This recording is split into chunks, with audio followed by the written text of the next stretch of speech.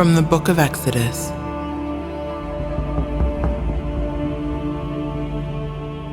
Pharaoh was already near when the Israelites looked up and saw that the Egyptians were on the march in pursuit of them. In great fright they cried out to the Lord, and they complained to Moses, "Were there no burial places in Egypt that you had to bring us out here to die in the desert? Why did you do this to us? Why did you bring us out of Egypt? Did we not tell you this in Egypt when we said, 'Leave us alone, let us serve the Egyptians'? Far better for us to be the slaves of the Egyptians than to die in the desert." But Moses answered the people, "Fear not. Stand your ground, and you will see the victory the Lord will win for you today. These Egyptians whom you see today, you will never see again. The Lord himself will fight for you. You have only to keep still." Then the Lord said to Moses, "Why are you crying out to me?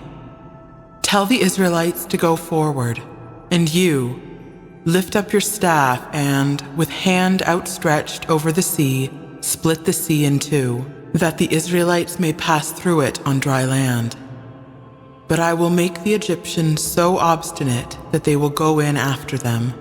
Then I will receive glory through Pharaoh and all his army, his chariots and charioteers.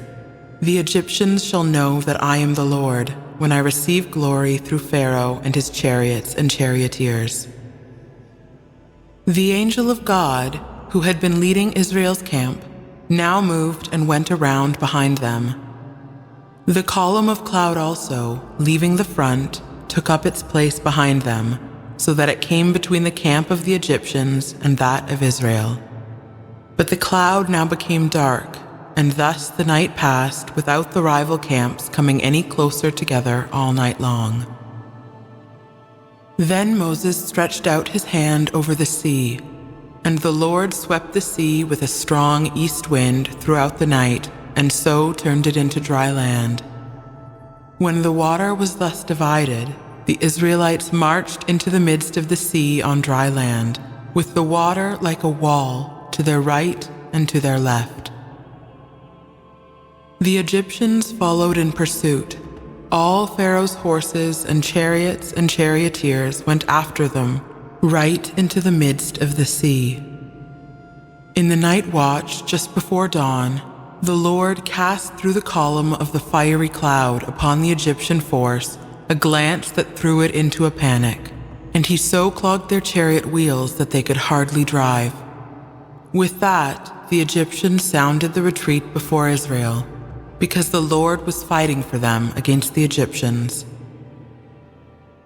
Then the Lord told Moses, "Stretch out your hand over the sea, that the water may flow back upon the Egyptians, upon their chariots and their charioteers."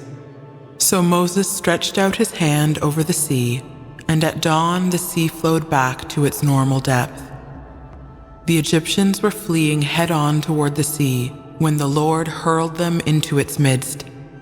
As the water flowed back, it covered the chariots and the charioteers of Pharaoh's whole army, which had followed the Israelites into the sea. Not a single one of them escaped.